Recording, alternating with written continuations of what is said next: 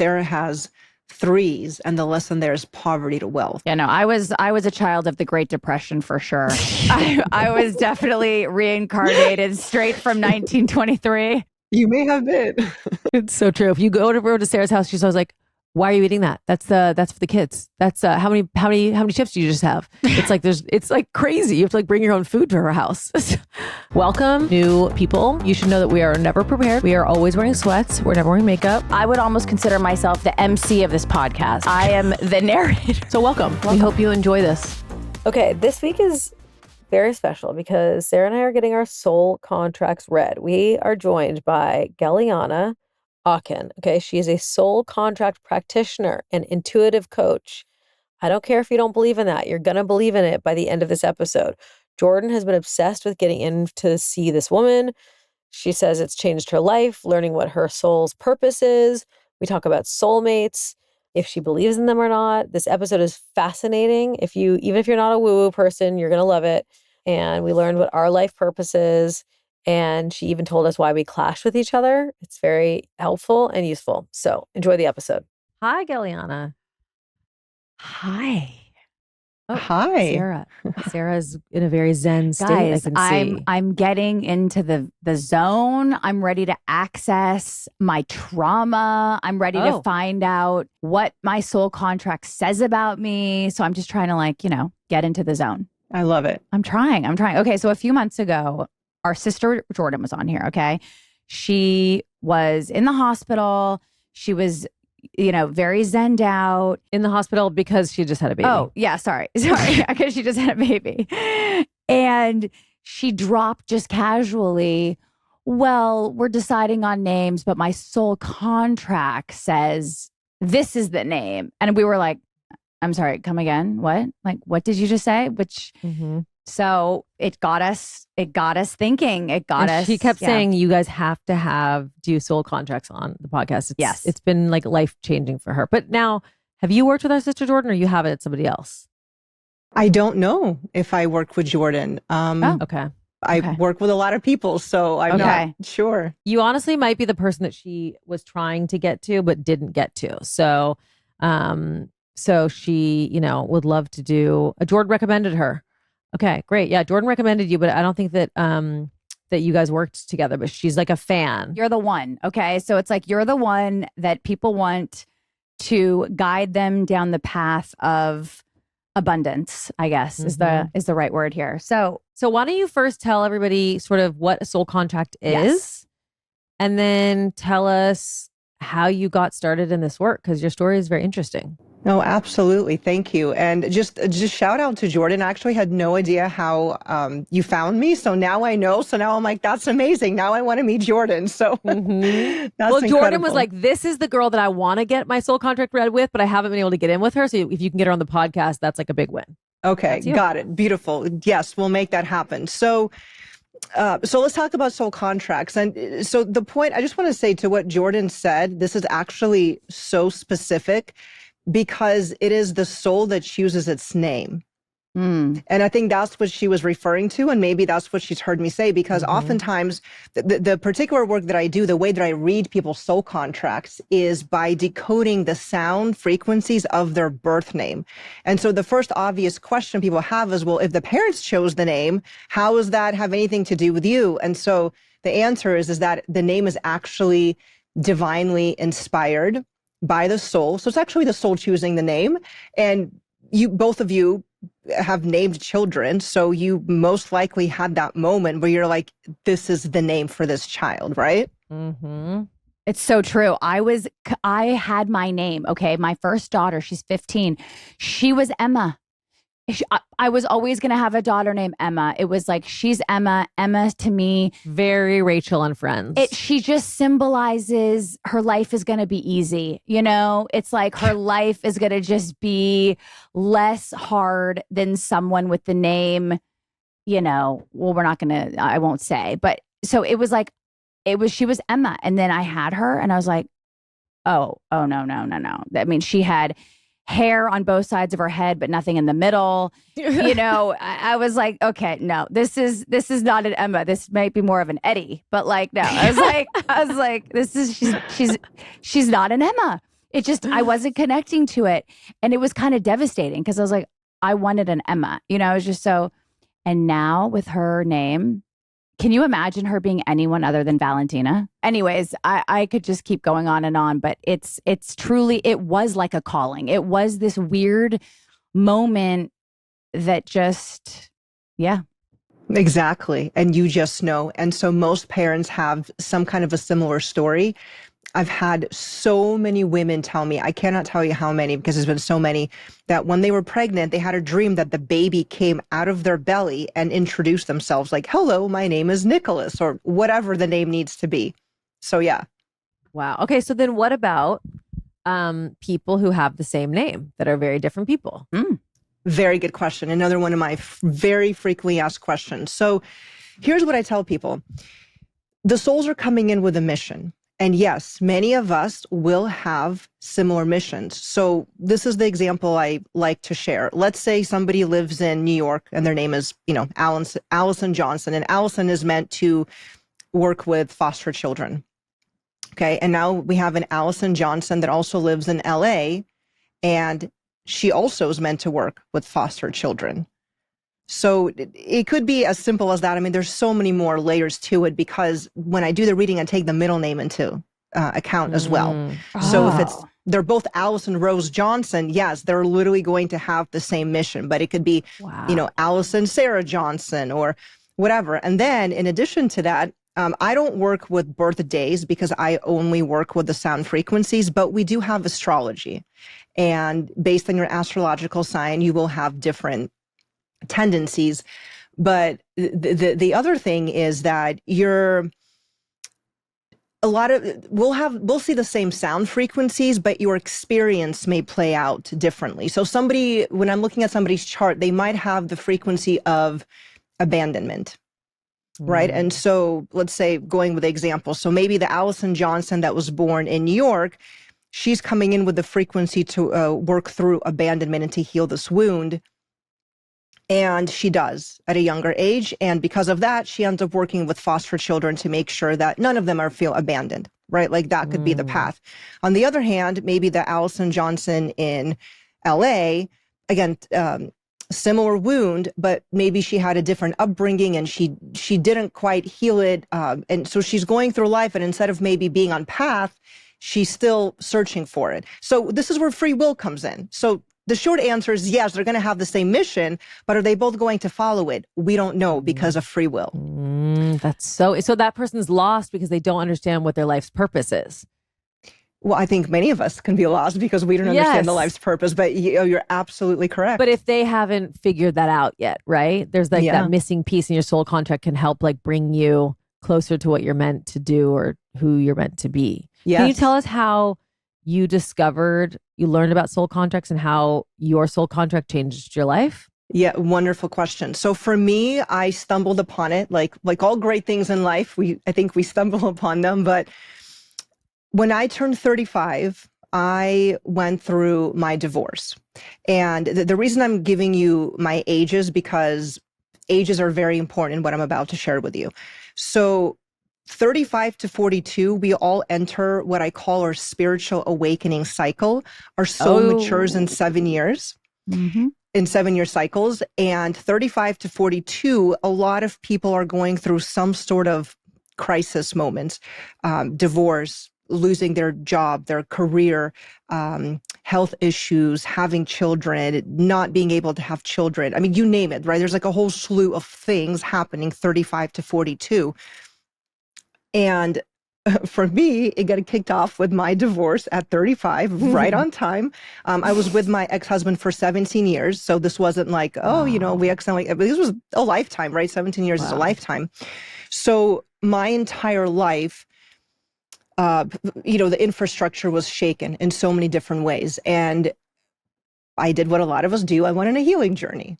And this was literally one of those things where one door led to the other. Now, have I always been spiritual and connected?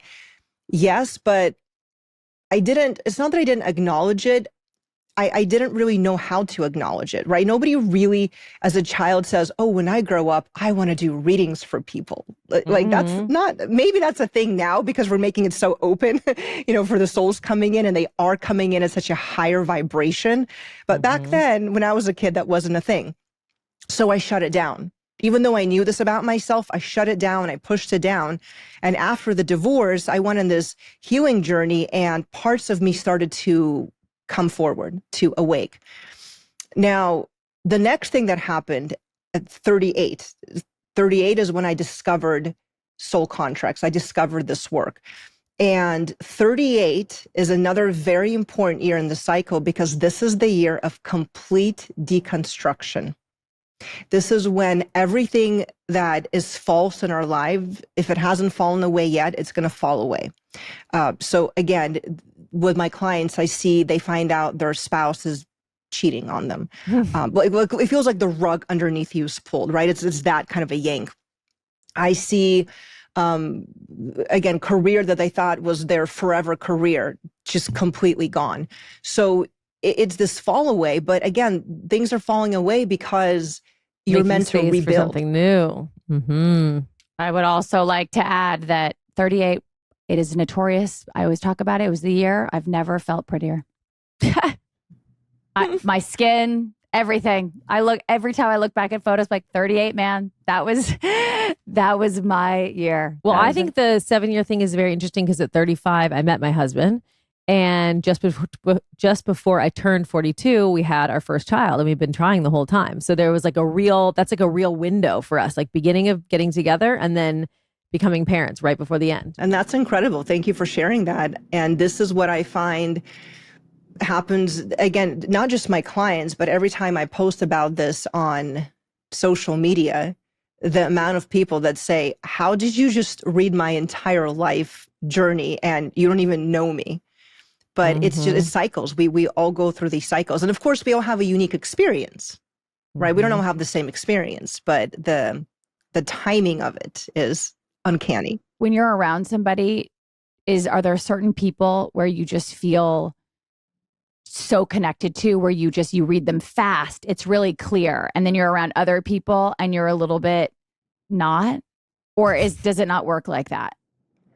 Well, if you're asking me about my intuition, that's a little bit different than me reading soul contracts. Because when I'm reading a soul contract, I'm decoding the sound frequencies of their name. And so once I pull up the chart, it's going to tell me everything. No, I guess intuitively. It's more intuitively. Intuitively, that's a different question. You're right. Some people are much easier to read and some people have closed energy.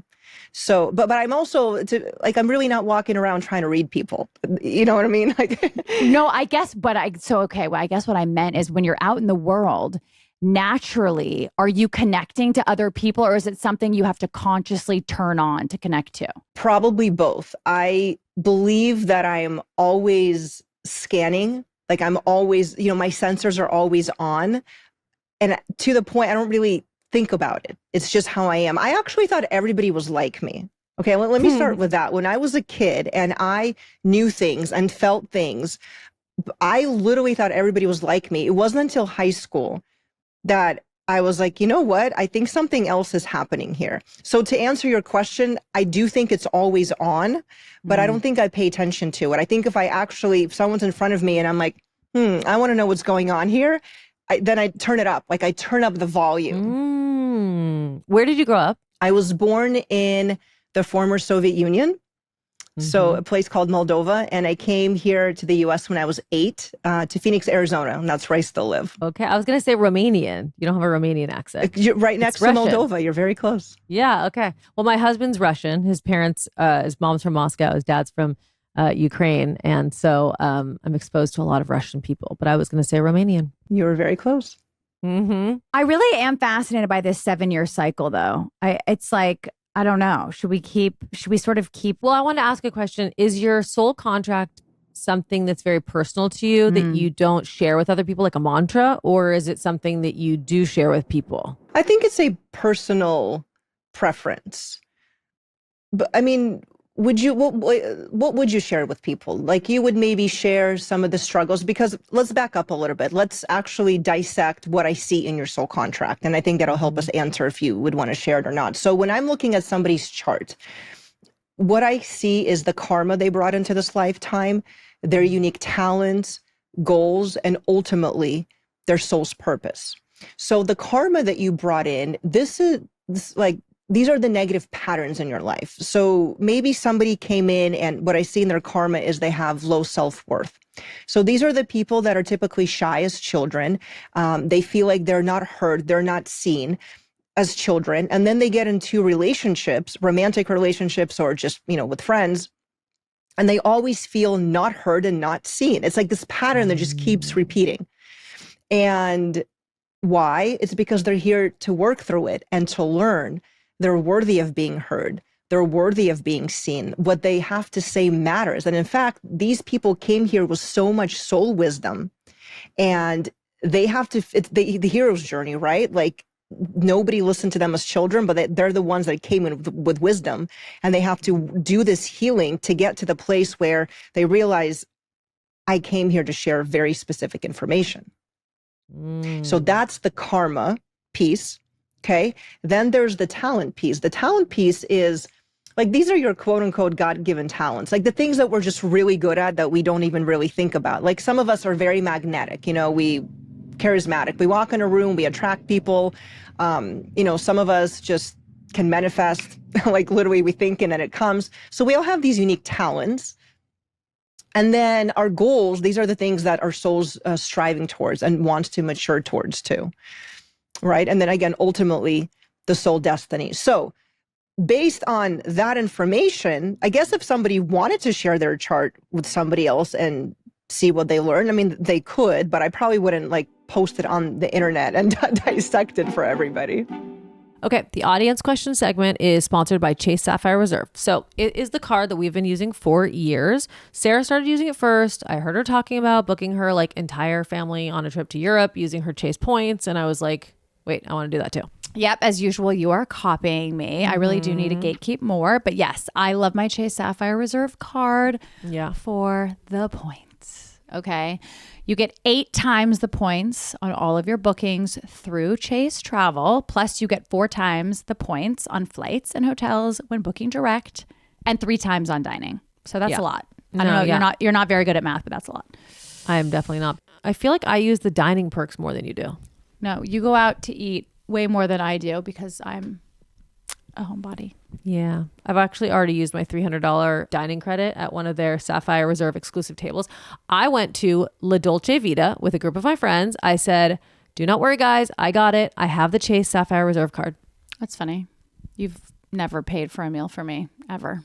Well, you have the Chase Sapphire Reserve card yourself, so you don't need me. You can use it at one of their Chase Sapphire Reserve exclusive tables. You don't need me for that, babe. You guys, it really is the best card. So while we are on this topic, we are going to talk about audience dilemmas, travel dilemmas. Erin and I, we never agree on anything. So we love reading a problem and having completely different takes on it. Mm-hmm. Okay, so here's the first question. Okay. Me, my husband, and my 2 kids all went on a trip to Hawaii this summer. He booked the flight and picked the seats, which I thought I could trust him to do. Big mistake. When we got on the plane, I saw that he picked 3 seats across and then the 4th seat in the aisle next to us. I thought it was sort of crazy. We should always book 2 and 2 in the window. Which do you guys prefer? Oh, I don't know. This is tough. I always feel like it's like Tetris, doing sometimes because I need a window. Yeah. I need a window. But look, sometimes you got to kind of just go with the flow. Yeah. But I do think women are instinctually better at mapping out the family seating. I personally think you should do 2 and 2. I just think that it's the most sensible. Totally. So I think she's right. But maybe 2 and 2 wasn't available. Nobody wants to be alone. Right. No, I don't know. I feel like being someone who has traveled with his exact same makeup, 2 adults, 2 children, we just go straight across a lot. If that's available, that's what we take. And then, well, first of all, you can't put the kids with a stranger. Yeah. And I don't even think the airline will let you put kids with a stranger. Also, strangers would be very annoyed by my children. Very.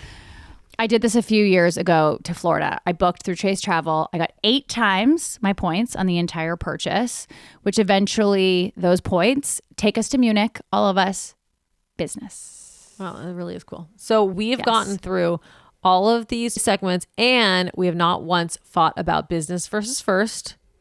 Shocking. I feel like one of the perks of booking in one of the business or the first classes are the lounges. But with the Chase Sapphire Reserve card, you get the lounge either way, business or first class. Yes, we went to the LaGuardia Lounge recently. It was amazing. It changes your whole vibe before boarding your flight. It just instantly puts you in a more calm state. No, we didn't want to get on our flight. I was having that thought. I was like, I could be so happy just missing the flight and just hanging out here. I was so productive. The seat's so comfortable, getting all my work done. I feel like I would go there to just hang out. I don't know. Also, along with the lounge being so amazing, Chase Sapphire Reserve has a ton of other worth it perks. So they have a $120 DoorDash Dash Pass membership. They have a $300 StubHub credit. They have a $120 Lyft credit. I mean, I can keep going. There's so many. So see more rewards at chase.com/Sapphire Reserve. Cards issued by JP Morgan, Chase Bank, NA member, FDIC, subject to credit approvals. Terms apply. Did you look at all at our birthdays or no? I didn't because I would need your full birth name. And I didn't know if either one of you had middle names. Okay. Well, I am dying to know Sarah's. I need to understand. Sarah is so complicated. I need you to figure her out so that you can fix her. Please fix her, Gellyahnah. Oh my gosh, you're so funny. Need it. If you want to give me her name or type it in somehow, I don't know if that's possible. I can pull up her chart.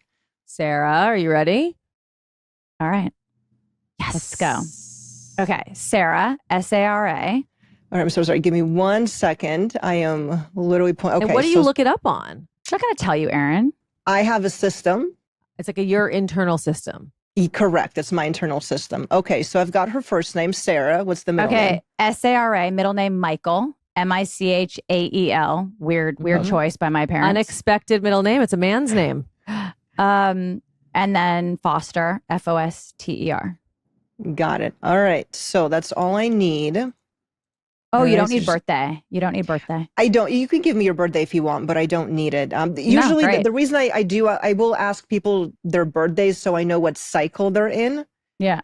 So, I mean, if you really want to give it to me, you can, but. Sarah, you want to share the year on air? I mean, I don't think it's a surprise. Sarah's like February 5th, 1998. 2004. No, it's February 5th, 81. Okay, we're the same year. Mm. All right, so now, and remember, it was actually your soul that chose the name, the middle name, Michael, right? It wasn't. Right. I don't think I didn't choose that name. There's no way. I mean, it's like an insane middle name. You checked out for that part. You need a particular frequencies, right? So sometimes people say to me, "Well, what if I don't like my name or?" This name or that name. And I tell them it's not always about the name. It's about the sounds. I always wanted to be Jane. I used to be like, why didn't they name me Jane? Because you're Sarah. Okay. So I've got your chart. It's a beautiful chart. Beautiful chart. And gorgeous. I'm sorry, what was that? I said gorgeous. It's a gorgeous chart. Erin is. Yeah. Poor Erin. She doesn't like to hear that. Okay. Let me ask you this. Okay. When you were a kid, do you feel that you were really sensitive as a child? What I mean by that is, I don't know, maybe taking things a little bit too personally or. Yes, I was very sensitive as a child. I took everything very personally, but I wasn't allowed to be sensitive. So I had to mask the sensitivity with hardness, which is, complicated. Yeah. Absolutely. Absolutely. So what I see, the reason I asked you that is because you actually have the same physical and spiritual karma. You have the same exact number. So that tells me this is a really powerful theme that your soul wanted to work through. So one of the big themes with this frequency is that you came into this lifetime to build resilience. Okay. So your journey was from being very overly sensitive to learning how to, if things fail, if I fail, it's okay. I'm going to be okay. Like life goes on. And so you build resilience. And, when you get to the point, when you actually work through this karma, you're here to build a legacy. And you're here to teach people from your life's wisdom. Whoa. Does that resonate? Yeah. I mean, the resilience thing resonates in that I definitely find myself very much in I am tough. I can do everything. I don't need help. I will never ask for help. I will get through this. I will create this. I will do, I definitely feel that for sure. I would hope I'm building some sort of legacy. I think about that a lot. I definitely think about that a lot. So is that her life's purpose, is to build resilience? No, that's not her life's purpose. That's her karma. So to me, that signifies maybe one of her biggest wounds and some of her biggest challenges that she's had to overcome in life. Is feeling resilient. To become resilient and to actually step into her own truth of who she is and build from her truth without everybody else's like dysfunctional patterns. Because people with that sensitivity, they tend to absorb other people's dysfunctions, like, what your family thinks, what society thinks. They tend to do that initially in life and they don't even realize it. And so they go on to build their lives on these dysfunctional patterns, essentially. And then usually one day something happens it jolts them. Like the 11-2s is the 11-2 frequency I'm speaking to. They will oftentimes experience a shock of some sort, maybe from a loss, could be maybe a loss of a friend or actually somebody passing, a loss of a job. It's usually it's a shock, and it forces them to introspect and say, wait a second. Why am I even doing this? What's going on here? And so they tend to go deep inside themselves and start asking the questions. What do I want out of life? What is my truth? What is my philosophy? How do I want to show up?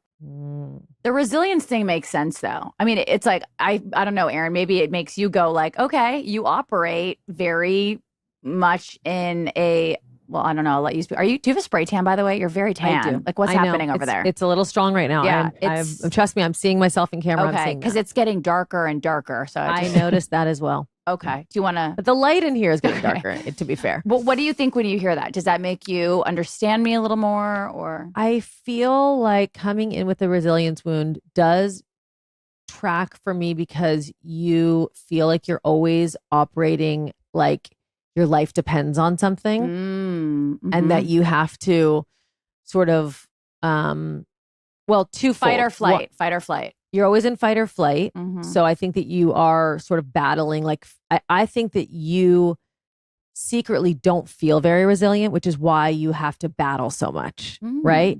Because I don't think that you feel confident in your resilience, which is why you are always tough, because it's like a fear. I mean, that makes sense to me. That makes sense to me. I want to know what your life's purpose is. Her life purpose is she's here to speak her deepest truth. Watch out, honey. I would love for you to speak the truth. You can't handle the truth. I speak it every day and you can't handle it. So we're going to get to you in a second, girl. Okay. You're here to speak your deepest truth. Okay. Yeah. So the journey, so is this 5-5 frequency that I'm speaking to. The journey of this frequency is that usually what happens is when they're younger, their truth is a little bit suppressed and they feel like they can't really say what they need to say. And if they do, there might be consequences or they'll get in trouble. Whoa. And so they'll suppress it. And then sometimes as they go through life, what actually ends up happening, they'll swing the other way and then they get very direct and very blunt and like words just fall out of their mouth. Oh no, I say really crazy shit all the time. And I feel like it just comes out. It's this thing. And it makes sense because my whole childhood, I witnessed so many things and I wanted to scream from the rooftops, like, is everyone fucking crazy? Like this, how is this happening? But I wasn't allowed to. Oh my God. Whoa. So now you see why your middle name is Michael. Like these are the experiences that the soul pre-planned and in need of particular frequencies because your name, the vibration of your name plays out constantly nonstop. And that's what's creating your life experiences. Okay. So now when you meet with people and they hear this, is it supposed to be a roadmap to do better? Or is it like just lean into what it is? Because it is what it is. Does that make sense? It is. Okay, so it depends on where they are in their life's journey when they're coming to me. Most people come into me when they're in some sort of a crisis and they're looking for answers, or they'll say, why does this keep happening to me? Or why do I keep attracting this kind of a situation? So oftentimes, like, I'll give people the answer, meaning like, okay, well, the reason you keep attracting situations where you keep getting disempowered is because you have this frequency in your chart that's all about you learning how to step into your power. And until you learn how to step into your power, you're going to keep attracting these situations. And oftentimes this is like the narcissist. You know, when you keep attracting narcissists, it's, and it could be romantic, or it could be, you know, your neighbor, your work situation, whatever. But you keep attracting this energy is because you're here to learn how to stand in your power. And the moment you do, these people aren't going to come at you anymore. Right? So oftentimes just giving somebody that understanding about their chart, their life, their energy, it's like this light bulb moment. And then they feel empowered to keep moving forward. So, like, what advice, and then we'll move on because I don't want to bore the audience with my own therapy session, but what sort of advice would you give to me? Or maybe it's not advice, but what would your final sort of thoughts be for me here? And then we can sidebar because I definitely want to do a session with you. Oh my gosh, I would be honored. So looking at your chart, my advice to you, and again, without actually digging into it, I don't know how much of your chart you've worked through. So just looking at the frequencies, you have so much expression in here, because your 5-5 is your soul destiny, but your physical talents and physical goals are this 3-3. And this is the master communicator and the master teacher. And then when I look at your name as Sarah Foster, not only do you have more 3s, but you have the 17-8, which is the frequency of a public speaker. So looking I at kind of your want to go into politics. Maybe this is the, I'm going to go, I'm going into politics. But she is known to be a really, really bad communicator. So what does that mean? But according to you, other people would say I'm a great communicator. But like, I don't know if anyone would say that, though. maybe not. she may, because remember, it's the hero's journey. So everything starts out in the negative, and then it's meant to go to the positive. So if when you, and I don't know what you mean when you say bad communicator, but I'll tell you based on the frequency, the 3s, what they tend to do is they push everything down. They push it down so much so that they'll sometimes disassociate from it. And then, you know, Erin, you come to her and you're like, Sarah, what do you think about, you know, XYZ? And she's like, I don't know. She's like, I kind of have to go in there and dig around, you know, and maybe like literally find what it is. And then she's got to speak it out. So there's like a process for the 3s, a communication process. And it's, again, I don't know how much of this she's worked through. Maybe she's worked through a lot of it. And then also I find that it depends who they're talking to. Like at work, the 3s might be phenomenal communicators because there's no emotion involved. But when emotions get involved, they have a harder time sort of bringing it up from the depth to speak it. That makes sense. Okay, Sarah. Okay. Dig in there, dig around, pull it out. I mean, are we going to talk about you or your, I mean, I don't know if the audience cares, but we could do you too. All right, guys, the holiday season is amongst us. It's actually right around the corner. Actually, if you're listening to this right now, you should probably pause and just start ordering your gifts because we are getting down to the wire. I love talking to you guys about brands that I have used well before we started doing the podcast, and Osea is one of them. I used to get, this is a fun fact, which you might not care about, but I used to get facials in like where I grew up at this little facialist place 30 years ago, and they used Osea products. So everything Osea does is clean. It is luxe. It just melts into your skin. It is all the things. It's hard to pick a favorite Osea product. I have my teenage daughter on it. It has helped her skin immensely. But here's a little gift idea. I would say Osea has an ocean body glow set, okay? There's nobody that is not going to be so happy getting this. It includes 3 of Osea's best-selling body care products. It's an incredible value. Each item is full-sized, and it is packed in a box so beautiful. You don't even have to have wrapping paper. You can just gift it like this. It is gifting made easy. You'll probably want to get one for yourself. This thing sells out all the time. It's a limited edition, so you can save $40 on the set at OseaMalibu.com and get an additional 10% off with code FIRST. We just love the mission of Osea. It is clean skin, clean body care products. You should know the ingredients of what you are putting on your body and on your face. And these are the best ones. So give the gift of glow this holiday with our listeners' discount on Osea's clean, clinically tested skincare. Use the code FIRST for 10% off your first order site-wide at OseaMalibu.com. That's 10% off your first order with code FIRST at OSEAMalibu.com.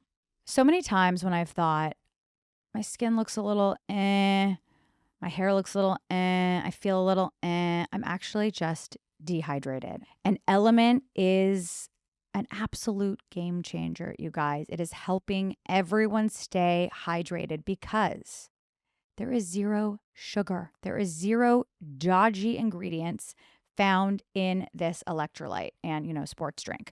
So many of these electrolytes, they're sort of like masked as hydrators, but they're actually dehydrating you, not Element. There is none of that crap in there. Electrolyte deficiency or imbalance, you guys, can give you headaches, cramps, fatigue, brain fog, weakness, and I always think my skin looks just terrible when I'm dehydrated, and then it instantly is revitalized when I'm hydrated. They also have a sparkling electrolyte water. It is born from the growing body of research revealing that optimal health outcomes occur at sodium levels 2 to 3 times government recommendations. So each stick pack is delivering a meaningful dose of electrolytes. Like I said, free of sugar, artificial colors, or any of those other bad ingredients. It is perfectly suited for athletes. A lot of the athletes use it, or people who are just alive. Also, great Christmas gift. Everything we're doing is a great holiday gift. Right now, Element is offering a free sample pack with any purchase. That is 8 single serving packets free with any Element order. This is a great way to try all 8 flavors or share Element with a friend. Get yours at drinkelement.com/Foster. This deal is only available through our link. You must go to drinklmnt.com/Foster. So I'm sure you've seen ads for the Jolie filter for your shower. It's like TikTok famous and everybody has them. Have you ever thought about the direct impact that the shower water that you are showering in has on your skin and hair? Because most people think about filtering the water that they drink, but they don't remember that you're also bathing in that same water. So similar to most people, you're probably spending thousands of dollars on all of your skincare and all of your hair care, all the expensive shampoos and conditioners, and it really adds up. But the real issue is the quality of your shower water. That's the thing that's making your hair brittle or dry or have breaking off the ends and your skin being dry. So that's where Jolie and its filtered shower head basically comes in and saves your life. So Jolie is a beauty wellness company with a clinically proven filtered shower head that removes chlorine, heavy metals to improve your skin and hair. So it installs in minutes, it fits every single shower, it looks really pretty, and it has amazing pressure. So you do not have to, it will never slow down your water pressure. That's massive. I don't know how they figured that out.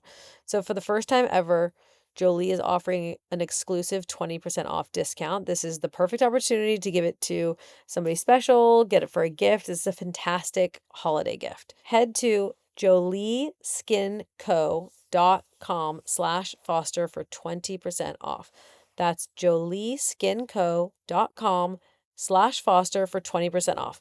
And if you or your loved ones don't love it, then you can totally return it for a full refund within 60 days, no questions asked. It's also available on Amazon. Get Jolie now. Give her your deets.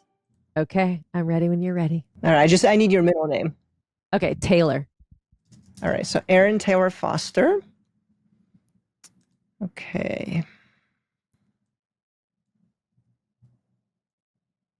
Give me 1 second. Oh, and then the other cool thing I can do is I can actually look at both of your charts together side by side to see how you two come together or Oh, trigger each other. wow. That's important. Wow. Okay, Erin, I'm looking at your chart.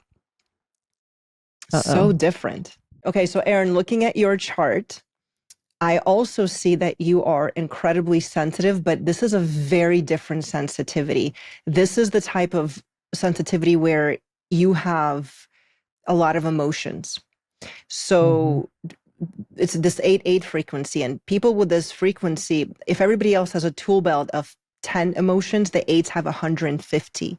They're big feelers. They tend to feel every little thing. Yep. That's me.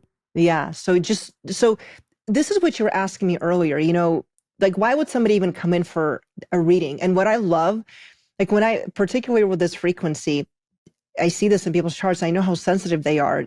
I love to explain to them, there's literally nothing wrong with you. You came in with this particular frequency of being very sensitive, and this is actually your superpower. We just aren't taught how to use it, right? Because in our society, we're told, well, if you're sensitive and you cry and you have these big emotions, like put them away. Or even if we're not told that, like we tend to numb them out, because who wants to walk around feeling all these emotions? Right. But the reason that you have this frequency is because this is how you connect with people. You understand emotions. That is true. That is how I connect to people. Yeah. Now, you actually have something I've never seen before in your chart. What? Yeah. So this is really cool for me too. I've never seen this.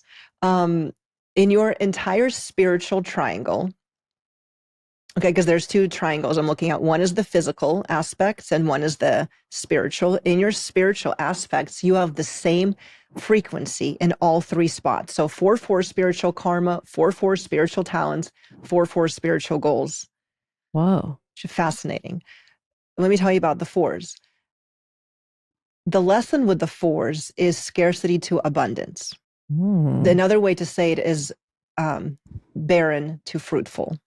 Okay, so your IVF journey, essentially this is the frequency that we would see it from. Yeah, don't love hearing the word barren, but fruitful's good. Fruitful's Right. good. Yes, I was just giving other words that were of course that are associated with it. Yes, of course. Right. Okay. So does that mean that all wrapped up in my spiritual life is about sort of going from lacking to having? Yes, but not just in your spiritual life.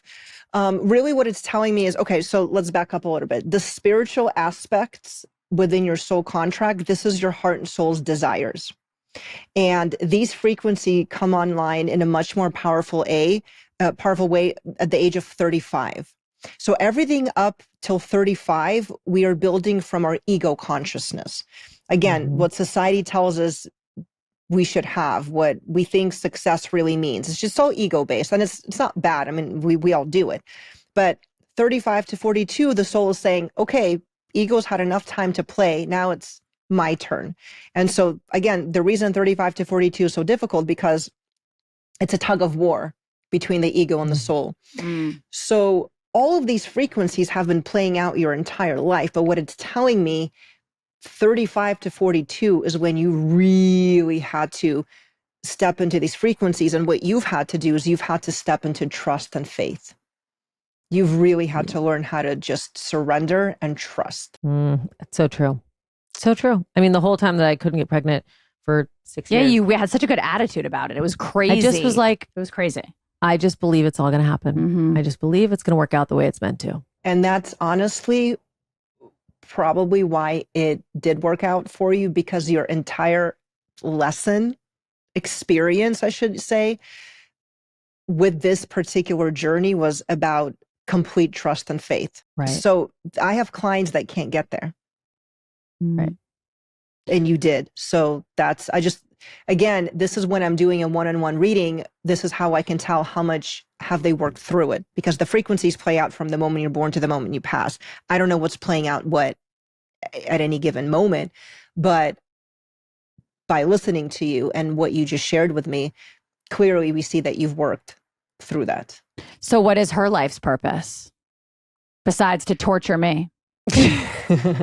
Which is an important thing. Yeah.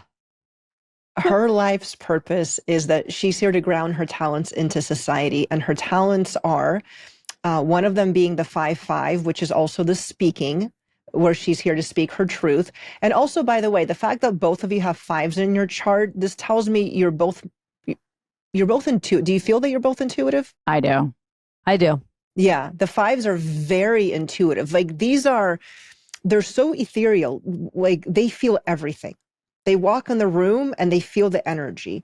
The best analogy I give people, when you walk into some room and you scan the room and you just see words, you don't read it, but you see words. It's in English, so you kind of pick it up. The 5s are the same way with energy. You don't have to walk in and say, okay, now I'm going to start reading people. You walk in, you scan the room, and you already start sort of picking it up because you're just constantly tuned in. The challenge that the 5s have when they're younger is they can sometimes struggle with anxiety because they're picking up other people's energy and they're not realizing it. They think it's theirs and they try to process it.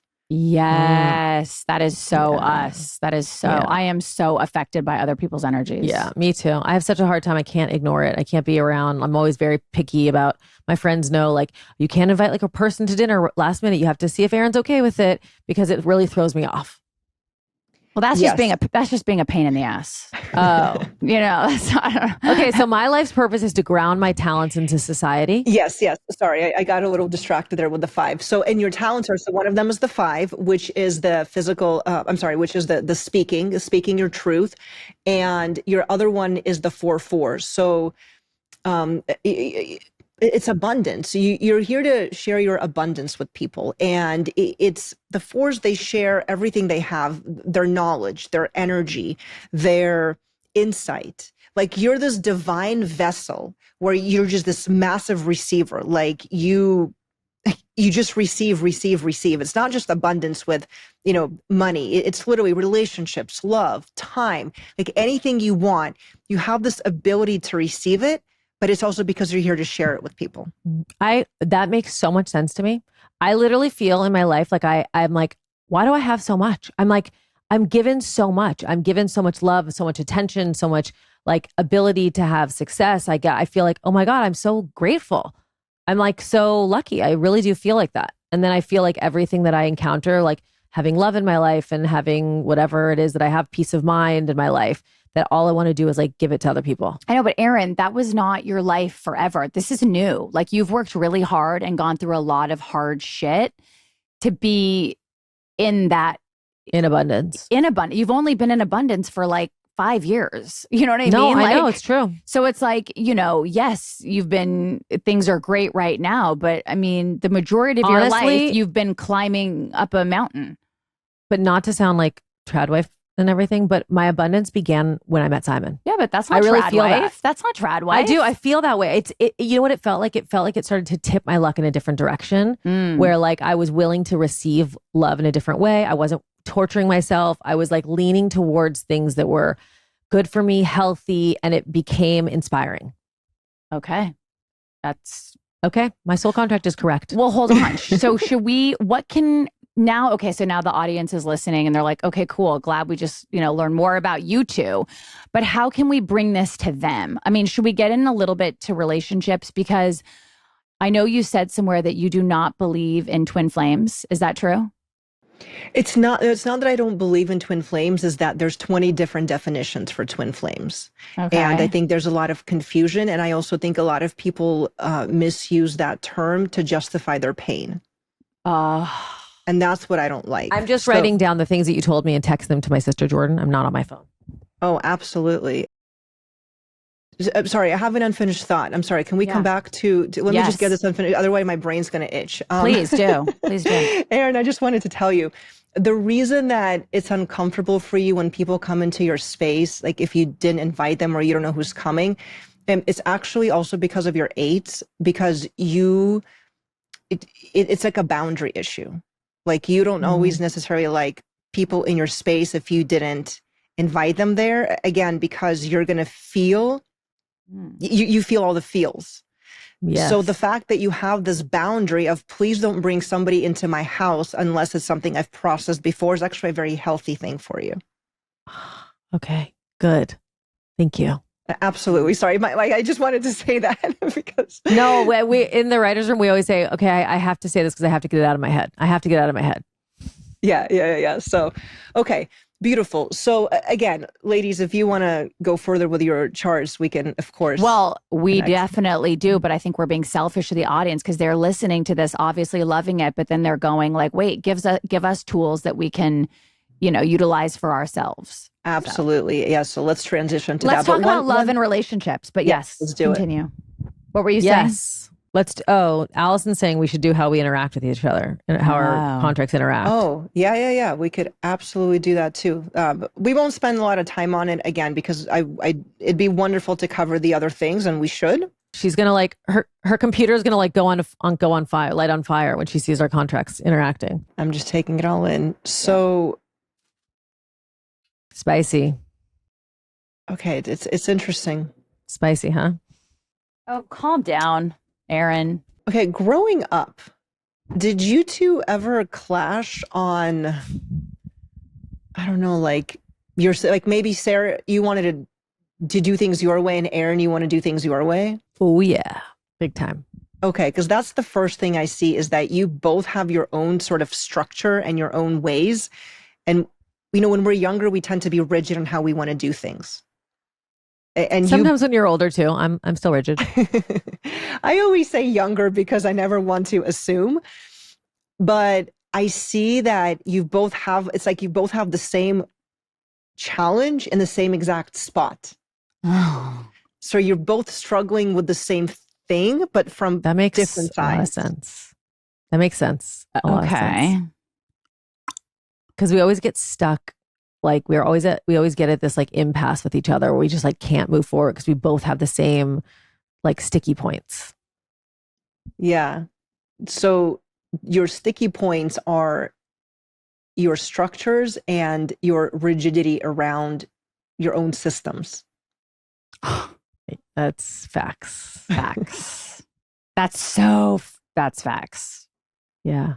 Our rigidity around our systems. It's so true. Right. So it's like our journey, I would imagine, is staying fluid. No, I was not going to say that. Staying true to our systems and not, staying in our integrity because it's who we are, but then having sort of, well, I'll let you say what it is. I think it's a lot of compromise, meaning because sometimes you're going to be like, okay, let's just do it Sarah's way. And sometimes, okay, let's just do it Erin's way, because you're both going to have your own ways of how you do things. It's just how you're both built. And it doesn't mean it's wrong. It's just going to be different than the other. So I would say compromise and just understanding that you both have the same challenge. Like, sometimes when you're in a relationship with somebody and they're just super easygoing, they're like, whatever, you do you. But, you two are like, I need my structure. So it's like the same sort of challenge. And that's right. why Like there's no yin yang here. There's no like push pull. It's just push. Right. It's my way. It's my way or it's your way or one of us lost. Yeah. That's so interesting. It's like, that makes a lot of sense actually, that we are always like, we're so different. But it's more that we're the same, but we both want to do things our way. So we have like the same problem. Our systems are different, but the problem's the same. Yep. I've never, looking at it like that, our systems are different, and we always say this, that yes, we grew up in the same home, but we had totally different childhoods, which we did. We really had different childhoods. We had different parents, even though we had the same parents. I got a totally different version of my mom and dad than Erin did, and then our little sister did. It's very crazy. We've really unpacked this a lot on the podcast. But the older we get, okay, so what can we do to be better? Like if because I understand it's like two of the, every relationship has to have like an ebb and flow, but we're just flowing or we're just ebbing same time. You're just gonna have to be conscious of it with each other. There's really that's the only way around it, is knowing, like, if Sarah is really gung-ho about doing it this way, okay, let's just let her do it this way because like that's part of her Oh, internal, glad you know you what I had- mean? yeah. Or then the Yeah. other way around, like, you know, then the other way around, like, also Erin wants, what I'm saying is you're going to have to just be conscious, you know, I don't know, you're going to have to prioritize which tasks, you know, matter to do it Sarah's way and which tasks matter to do it Erin's way, but it's just being conscious of it. It's not going to change. You know what might You work? We designate months. Like January, whatever I want goes. February, you can take that. It's a shorter month. March, you know, March is like, we might just have to designate Good like, idea. Wait, I have a question, Gellyahnah, unless you're not done kind of talking us through our chart. No, go ahead. I have a more general question. What about when you change your name? Like I legally changed my name. So that's my birth name, but I'm Erin Tickman. Beautiful question. So what happens is when you change your name, that energy of the new name sits on top of the original birth name. So your original birth name never goes away. It's like your birth date. You can't say, oh, I don't want to be a Gemini anymore. Now I'm going to be a Capricorn. Like it doesn't work that way. So you can't ever change your birth name sound frequencies, but when you change your name for whatever reason, not just marriage, I mean, it could be for many reasons. Some people just don't like their name and they change it. For me, my name has changed like 5 times at this point because just moving here from the Soviet Union, it changed. And then they misspelled it and it changed. And nobody knew what to call me. And it, you know what I mean? So there's all these name changes. And every time it's a layer that gets added on top of the birth name. Interesting. Because, you know, Jordan just texted me that, that she did her soul contract and that the person told her that not to change her last name. That's so crazy. So, and I'll tell you why that could be, because what we do is, this is called name optimization. So it sounds like she met with one of my other practitioners. So we look at her name as Jordan Foster and whatever her middle name is, and we look at what it potentially could be. We see the energy she's going to bring into her name. And sometimes it's not good. So it sounds like maybe that was the case. Again, I didn't do her reading, but if that was the case, then we advised them not to change. Right, like your karma is going to work out better with this name than that name or something. Yeah, or you bring in frequencies that are either they're going to clash, maybe, right, or you bring in hardship into your energy. Who wants that? Nobody wants that. No, nobody wants that. Okay, this is really interesting. I think this is actually going to be very helpful for us. Okay, as we know, something I care deeply about is nutrition, and the numbers are pretty alarming. 90% of Americans are nutrient deficient. Okay, it's a shocking number. But the solutions to the problem that you're going to find in a supplement aisle, they're just like, they're temporary. They are full of synthetic ingredients and artificial sweeteners, so they might as well not be helping you get healthier because they're literally not good for you. Gem is the first real food multivitamin, okay? It is formulated with ingredients that our bodies were built to absorb and free from any synthetic ingredient. Do you know how important that is? It's very, very important. So most of the supplements that you're taking, they, usually far exceed the necessary quantities of vitamins that your body actually needs or can even absorb. Gem was designed deficiency first, so it fills the nutritional gaps without the extra ingredients, which just turn into waste in your body anyway. So Gem is on a mission to make food as medicine real through bite-sized nutrition solution that are simple and delicious. Okay, they're so easy to digest. The Gem Bite, so it's basically a functional daily multivitamin. It's formulated for proper absorption. It's packed with 20 plus nutrients, prebiotics, probiotics, all in one delicious real food bite for your health. So it sources organic ingredients wherever possible. There's never anything artificial. All of the bites are vegan, they're gluten-free, they're soy-free, and they even worked with a pastry chef to make sure that they are delicious, and they're backed by science. If you want to give the first real food multivitamin a try, head to dailygem.com/Foster or enter Foster at checkout for 30% off your first order. That's dailygem.com/Foster at checkout for 30% off. I don't think we have a long enough ad section for me to tell you how much I love Skims. I love every single thing Skims does. There is not one category that is not perfection. I'm talking the swim is perfection, the bras and underwear perfection, The sleep is perfection. I now have Josie wearing Skims to bed. Everything they do, the lounge, the sexy dresses, the cozy sweats. It's just, I don't know how they've managed to just perfect every single category. But the pajamas, you guys, these new pajamas, it is like second skin. It is the coziest, but also cute. I mean, V wears the pajamas to school because that's how cute they look. Great gift. Also great gift for the holidays, for a birthday, for anyone you love. You know what I think it reminds me of? Okay, so like your old boyfriend's t-shirt from college, okay? That is like the Skims Soft Lounge. It is like this worn in, just cozy, cozy, cozy fabric. I don't know any other brand that has this fabric, truly.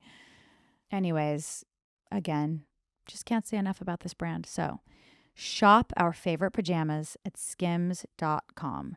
After you place your order, be sure to let them know that we sent you. Select podcast in the survey, and please be sure to select our show in the drop-down menu that follows. And if you are looking for the perfect gifts for everyone on your list, the Skims holiday shop is finally now open at skims.com. I have a shopping problem only for my child, and I buy her lots of clothes all the time. She's very large baby. She's off the charts. She's at past 100 percentile. So needs new clothes all the time. I have so many different pairs of pajamas. The pair of pajamas that I keep coming back to, that I keep buying more of, are the ones from Magnetic Me, okay? Everything in the whole, onesie has magnetic closures, which is just a game changer, okay? So if you have a baby, then you know why. If you don't have a baby, let me enlighten you. You are changing a baby constantly. You are always changing their diaper. They're always spilling on themselves. You need like 50 backups of everything. And getting them dressed and undressed is truly, it's just a nightmare. Noah thinks it's funny to like try to escape me when I'm changing her. Magnetic Me has the cutest clothes. They all have magnetic closures. It helps getting them dressed and undressed. It makes it super, super easy. And I know so many people who have kids and they just swear by Magnetic Me. It's just a total game changer. So if you have not tried the clothes that have the easy to use magnetic closures for your kids, you really need to try Magnetic Me. And if you know anybody with kids, it's the perfect and most thoughtful gift to get them, to make them changing their kids' clothes easier. They will thank you for it. So trust me, you need Magnetic Me to make changing time easier for you and the baby.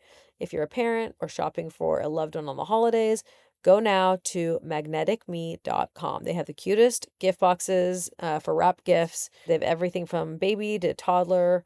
Plus, new customers get 15% off. So do not wait. That's magneticme.com. Let's talk about dating and love. I mean, I'm used to, whenever I go on a date with somebody or I liked somebody, I would immediately go to the birthday book, and pull up our birthdays and look, and it would be like, better as coworkers. I'm like, no, this is my person. How much do you believe in like the astrology around two people? Well, so I'm not an expert in astrology, but I'm pretty sure astrology still gives you the good answers because it's all numerical. It's all math based, right? Mm-hmm. Even my work, we're working with numbers. Still, I'm converting everything into sound frequencies, numbers. It's just a different system, but it's math, and math is like the universal language of the universe. That is so, oh my God. So why don't you believe in soulmates, or is that not accurate? No, I believe in soulmates. I absolutely believe in soulmates. What I believe in, and I'll tell you, it's not that I believe. This is information that was channeled in. So I have my best friend, my soul sister. Her name is Katie. She channels, and she has a very unique gift where she's clairaudient. She hears. And so what her and I did is we went to Sedona for 2 weeks. We rented the most incredible Airbnb by the creek. And for 2 weeks, we channeled all day, every day on soulmates. We were like, we want this information. Like, I don't want to go and Google twin flames and get, like I said, 20 different definitions. We are just going to go straight to source, to creator, and get the information. And we did. And so what I share is based on those channelings. And what came through was, we all definitely have that one soulmate. Like there's this divine soulmate that is promised to us as our counterpart before we're even born. However, it doesn't mean you're going to meet that person. Why? Because we have free will. Of course. And this Right. is where other soulmates will come into play. And we call them volunteer souls. So person A meets person B, and it wasn't written in their soul contract for them to meet, but they met and they fell in love. And then the question becomes, well, are they compatible? Right. And sometimes the volunteer souls are very compatible and they can have incredible lives together. And sometimes they're not. How many people meet their soulmates? How many, like, what do we think the percentage is of people that meet that one? Do you mean the person? divine soulmate? The one? The divine, the one promised to you before birth. I think very few. I think most of us are in karmic relationships and volunteer relationships. Wow, that's interesting. Well, if you could figure out with your expertise, I've got a great business idea. If you can figure out how people can find their, their destined soulmate, that would do real well. For $16.99 a month, you can clear out your karma and find your divine soulmate. Oh Great my gosh, business. That's hilarious. So we actually do have, I do have energy work because I do energy work as well. And we do have an energy work session for you to unify with your divine soulmate. But just like converting to Judaism, I'm going to give you 100 reasons why you shouldn't do it and tell you to go away. And if you come back to me after 100 reasons, then I'll let you do it because it's so powerful. Because it's so powerful, and you're really working with the divine. Like this is not a dating app. This is not you know what I mean? Like this is something completely different. And I say this with love, but I don't think most people would have the stamina for that. Whoa. I have the stamina. I'm just letting you know right now. I am I am a Yeah, she just saw your chart. You're resilient. Exactly. Wait, but explain that, Gellyahnah. Explain what that means. Like if somebody were to not be ready and they did it sort of before their soul was ready, what does that look like? It's going to look like this. Okay. They're going to do it. And remember, this is energy work. So what happens is, let me back up a little bit to explain it.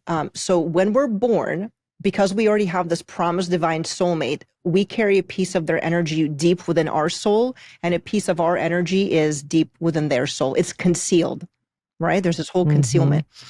When you begin doing this work, there's a unification process that happens between the two of you. And now the energy starts coming forward.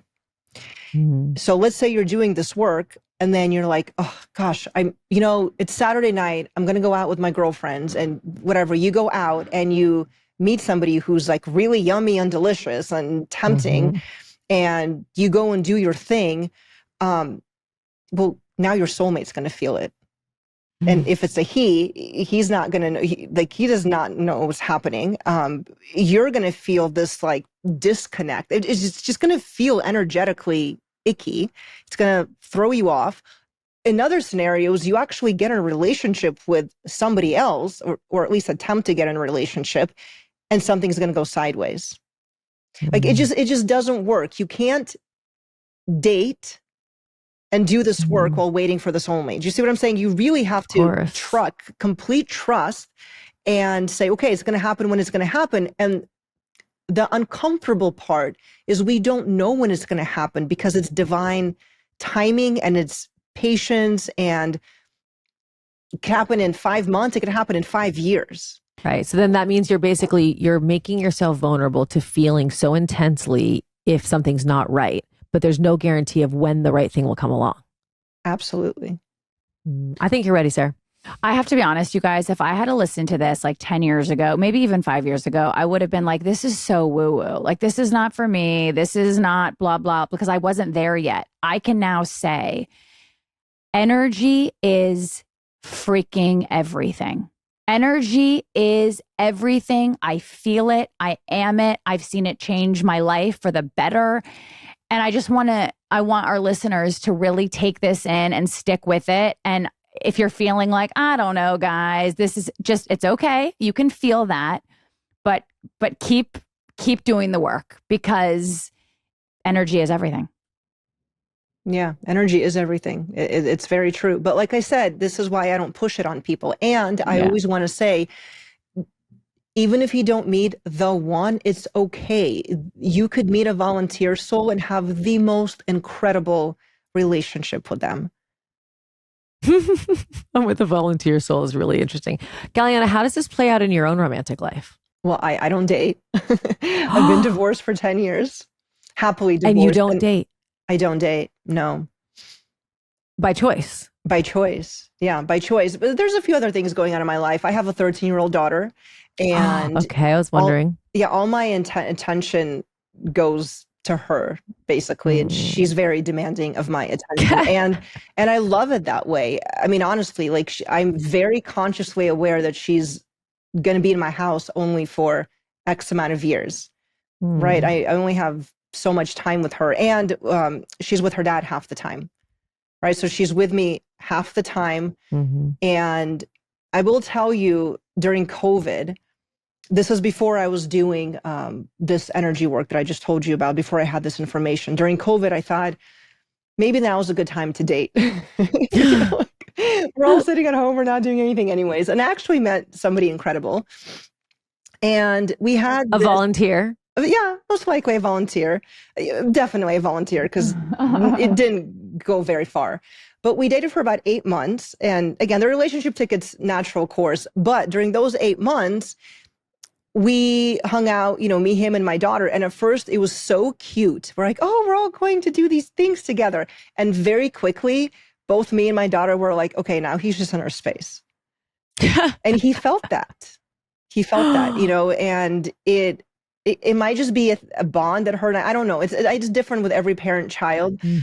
But at that moment, I made the conscious decision that I'm not going to date anybody until she's much older. Honestly, there's just no space. Wow. I love that. I was just thinking this the other day. I was so frustrated with my kids. And I was just like, when am I going to get a break? When am I going to get a break? I'm yelling at them. I'm literally pulling my hair out. And something just hit me like a ton of bricks. And I'm sitting there going, oh my God, there's going to be a day where I will pray for this chaos to be back in my home, where I will pray. I will be like, if only take me back to the worst day of parenting, the worst day when it was the most chaotic, and I will want to experience that for just one more day. And it kind of like resets me. Like, as moms, we are going to one day pray for the chaos that we so struggle with. Yeah. Yeah. You're just going to be wandering around that robe. A lot of cats. Empty house. No, I won't have cats. I definitely won't have. I don't think you will either. No, I won't have cats. So what do you, I mean, I don't know if there's other ways, but what advice do you give to someone who is, in their mind, they're searching, right? Like, I want to meet my person. I want to find my person. I mean, there are people out there who are thinking, okay, I'm up against this really challenging time frame where my family planning years are dwindling, but I haven't met my person. Do I go down that path alone? Does that bring my person into what do you do? I think a lot of people are dealing with, the path I'm on is not the one I want to be on, but I don't know how to force nature. I don't know how to force, the karma to change. Like, I want to be on a different path. Okay. Well, you never want to force anything. The key, and you're asking such good questions. The key to everything is you want to heal through everything. And what I find with most people is when they say, I don't like my path, they're actually off their path. Because if you're on your path, you wouldn't be saying, I don't like my path, because your soul would be in such joy. So if you're going through life right now and you're saying, I don't like this thing, whatever it is, it's probably because it's not meant for you. By the way, reframing, guys, no more. You can get through this. I'm going to get through this. I'm going to heal from this. You're going to heal from this. It's such a better reframe. Yeah, that's interesting. Thank you. Thank you. That's actually something I push a lot with people, that people say, how do I break this or break that? I'm like, you don't want to break anything. You want to heal it. So I love that. I love that. Yeah, too. but that's for your own path, and you will find your person when you're on your path. So again, you shouldn't be saying, oh, I want to find my person and then I'll be happy. You should be saying, how do I get on my path and get myself to the most optimal? Because then you're actually going to find your person. Yes. Do you suggest people changing their names? Like, I bet you people are listening to this who are kind of going like, I've never connected to my name. And if you don't feel connected to your name, is that something you should look into? You absolutely can. Yeah. Again, that's part of the name optimization. And that's something that we do. Again, that they might have a challenging time getting in with me for one-on-one, but both of my practitioners can help them with that. And the other thing I want to mention is it's not just about getting a reading with me. I have this in a digital format. So that's how most of my clients, because I have a big global community. And what happens is you give me your name, I generate your chart, and then you can watch my explanation of the frequencies in your chart. So just people listening to us, I don't want people thinking, oh gosh, she's so busy. If Jordan couldn't get in with her, I can get in with her, you know? Right. There is, and it's a very detailed product. You're going to get a lot of insight, and I do generate your chart. So that is possible. But for name optimization, you definitely need to meet with somebody one-on-one. Yeah, for sure. Sarah, are you thinking of changing your name? I think you should. Jane. I think you should be Jane. Can you imagine? Oh my God. Jane Ellerty. So you're married to Jacob Ellerty in this situation. Should we just do this whole contract on Jane Ellerty and just see if you should be her instead? I don't even know why I said him. He's like he's like 5 years old. But literally. This That's is really funny. There's one more thing I wanted to add that you asked me that I think is really important is when people are searching for their partner, how do you know if this person is your person or not? Okay, a lot of my clients ask, and this is what I tell them. If the person you're with is derailing you off path, this is not your person, because whoever you're with really should be helping you with your soul's purpose and overall mission. So if you feel like you're having to abandon yourself or abandon your values, then this is different than compromise in a relationship, right? Because compromise is like, okay, we'll have, this for dinner instead of that. But when you're abandoning yourself, that's a whole other situation. Yes. Right. And like Simon, I would say, put you on your path. He helped you pave your path in a lot of ways, which is probably. Yeah. I don't know. I think it's more that once I felt really fully accepted and loved by someone, I flourished on my path, if that makes sense. I felt like the freedom to be myself in ways that just helped. I also felt very content with what I had. And then all of a sudden I had an abundance of more, like that's something that the abundance thing is so interesting to me, because I always, when you marry rich, it's kind of like that happens. That happens. No, but I always, Sarah and I have such different relationships with money, and she has real money anxiety. And I haven't had that same feeling around money growing up, and we just had different experiences. And I always say to her, like, I just feel like I always have enough. I always feel like I have enough. Before I was making money, I felt like I had enough.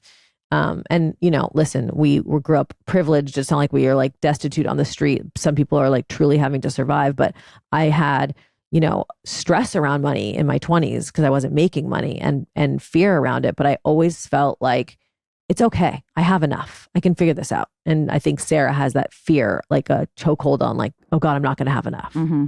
Well, you have the 4s. So you have that trust and faith. And Erin, you have that. And Sarah doesn't. Sarah has 3s. And the lesson there is poverty to wealth. So she's had a completely different experience around money. Wow. Yeah, no, I was a child of the Great Depression for sure. I was definitely reincarnated straight from 1923. Oh, that's so true. You may have been. So true. No, my mom would stop to give like our groceries to people. I'd be like, why are you giving them our bread? Then we're not going to have any bread. She's like, we can go to Ralph's and pick up some more bread. I'm like, you can't give them our bread. It's so true. If you go to Sarah's house, she's always like, why are you eating that? That's for the kids. That's how many chips do you just have? It's like crazy. You have to like bring your own food to her house. It's wild. But it's true. I've always trusted in the universe. I've always had faith. Always had trust and faith. It's all going to be fine. I got no faith. I got none. No. I got to give you. Can I give her one of my 4s? She needs What's one. fascinating is actually because of Sarah's 11-2 frequency, she should have absorbed some of that she may have, I shouldn't say should have, she may have actually absorbed. So because the 11-2s, they're like sponges. They can absorb other people's energy, good and bad. So it's possible that she actually gets some of this from you. Now, again, it's not her own, so it may show up differently. Whoa, I gotta block that. I don't want any of her numbers or any of her anything. Okay, I need to get a shield, an energy shield. Sarah, I highly suggest you take the 4. I really do. Take the 4. Take the 4. The 4s are Okay, good. what can I give you of mine? What do you want of mine? None of it. I'm good. I want none. I'm good. At least I'll give you something. What gives me my Resilience. Yeah. I'll take your resilience. Yeah. Okay. That's really funny. Okay, so this is amazing. This is awesome. You're very cool. I really like you. Thank you. Yeah. I love you both. So nice. I feel very relaxed. I Yeah. feel very motivated. I feel very. You know why? You feel seen. Mm-hmm. Well, that's Feeling we all seen. just want to feel seen. That's really we could just chalk it all up to that from anyone, from a romantic relationship, a platonic relationship, at work. We all just want to feel seen. Yeah. It's so true. What about like parents and children? Like what if you and your child are like not connected or something? Like, I don't know. What if someone Not doesn't connected. feel that? Usually, if a parent and child feels not connected, they might have some karma between them, and they need to again heal it. I see that very often. The same way that I'm looking at your chart side by side, I can look at parent-child and romantic partnerships. Now, you two don't have a karmic connection, Oh. but a lot of people, I will see a karmic connection in their chart. So back to your twin flame question, people will come to me and they'll say, I am convinced, twin flame. And I'm like, I've done this long enough to be like, okay, like You're like, that's honey, so I can see a volunteer when I know one. I know one. a karmic. I can see a karmic when I know one. Yes. I pull up their charts and sure enough, it's a karmic connection. So this is why I'm not. Wait, so that means you're connected through your karma, but not through your soul? It means that you have some karma to heal between you two. It doesn't mean interesting, that we don't you're have meant any. to actually be connected romantically. But then can you see when two people are soulmates? I cannot. Yeah, these charts won't tell me if two people are soulmates. Wow. But do you think that you can intuitively feel it? Sometimes, okay, here's what I see. I can tell when somebody has a really deep soul connection. That I can see like very clearly when they're talking about the other person. I can feel the energy. And what happens is we often confuse a deep soul connection with a soulmate. Because a deep soul connection can feel like a soulmate because these are people you maybe have done past lives with. And so they feel so familiar and there's so much chemistry. But it doesn't mean they're your soulmate. It just means you know them. Of course. And so two people who are soulmates, if you looked at their chart, would it be very complementary of each other or would it be challenging? Because is part of a soulmate someone who forces you to, face the things that are hard for you? So I'll tell you this. People with their soulmates and happy relationships probably don't come into me for relationship readings. Okay, that's just another. I'm like, if somebody's coming in and asking me if they should be in their marriage, like, right, then they have happy doubts. people don't ask that in the first place. That's Again, really all funny. marriages have their issues, but most likely they're with a volunteer soul. Because the soulmate relation, the divine soulmate relationships are so unique and different. And also because they are so unique and different, I don't actually know how much experience I have in reading those charts. Like probably not a lot because again, they're so unique. So until I meet mine, I don't know that I'm actually going to have like scientific answers for that. That's really interesting. That makes a lot of sense. Makes a lot of sense. But what happens, like, can you see two people's charts who are married and go like, oh, This isn't Okay, gonna work. Erin, just book the appointment. I mean, like just book the No, appointment. it's not for me. It's for people who are dating. I'm curious about people out in the world who are like, so many people are like, is this the one? Is this it? Should I be dating this person? And I'm fascinated to know what, because it's like, I feel like Simon and I are soulmates. I don't have insecurity around that, but also Simon and I have challenges that we deal with that are uncomfortable. But when it comes up, I think to myself, okay, there's a reason for this. Like I needed a soulmate who forced me to be uncomfortable in this area. I needed a soulmate who, would make me fight on this. Like it's not like, oh, it's perfect all the time. It's more like some of the things that are imperfect seem like a lesson that I needed. Yeah, but or he soulmates needed. aren't supposed to be that there's no conflict. I mean, right? I don't think. Right. Yeah. Yeah. There's conflict is good. A healthy conflict is good. Yeah. Right. And they're meant to push you and you're meant to push them. Like all of that is very normal. I don't think, you meet your divine soulmate and everything is just peachy from there. I don't necessarily believe that either. It's just, with the divine soulmates, they have a joint mission. Mm.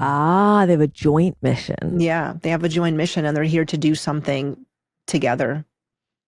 And so when you end up with one of these volunteer souls, what happens is, I don't know, maybe now you have a different joint mission. Like maybe with this person, your mission would have been, again, fostering kids, just to go with that example. And now with this person that you ended up with, your mission's going to be to have a safe house for your children.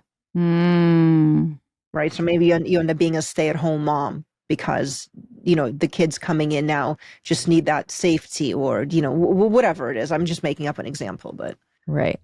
That's really interesting. Sarah, I think you're ready to find your soulmate because you're not dating anyway. So it's not like it's going to, make dating hard. You just find that one person. Mm-hmm. All right. Set up an appointment. Are you available Thursday? Sarah's got to get on this. It's the holidays. I'm not doing anything on December 25th. Yeah. Ooh, perfect. Christmas is a great day to get a read. No, that's my one day that nobody, like nothing's happening. Yeah, because everyone's with their soulmate. You and I, right? You and I, spinsters here, just like let's FaceTime each other on Christmas. In fact, you know what? I'll call you on New Year's Eve. I'll call you on New Year's Eve. Let's do it. Oh my God, she's available. Yeah, I'm actually also available on Christmas. I'm sorry, what's that? I'm saying I'm also available on Christmas because I'm Jewish now and I'm not allowed to celebrate it. Right. Yes. Well, I'm also Jewish, and that's also part of it. I'm like. Oh, right. Okay. December So Christmas, 25th. you're working. Right. Well, I will be with the Lord on Christmas. So yes, you will. I will, I will be Sarah's with very religious. the Lord and my Christmas tree and Jesus. But you guys have fun. We can all will. FaceTime. On New Year's Eve, I usually do spiritual work. And my daughter she's like, you are so weird. Nobody does that on New Year's. I'm like, that's amazing. Oh my God. That's so funny. It's got to be amazing. so interesting having a mom who does this work. Oh, it's so awesome. Okay. Well, this is amazing. You're fantastic. So what is your, what is your goal for people hearing you on this podcast? Is it to help people find their soulmate? Is for them to get the digital version of what we did today so that they can find these things my out? goal is to, in general, I just want to help people wake up and remember who they are, right? Like that is my soul's purpose is let's just get everybody on path. If I can get people on path, I'm doing my work. So however they do that is great. If they want to get the digital soul contract, amazing, because it's probably going to give them a lot of insight or validation or like answer some questions that they didn't even know they had. If they don't want to get their chart, at least maybe they heard us talk about some of the soulmate stuff, and how do you actually see if this is your person? Who comes into me a lot is people in an entanglement, an affair situation. Ooh. All the time. And I always remind them, listen, when you have to abandon your values, this is not your person.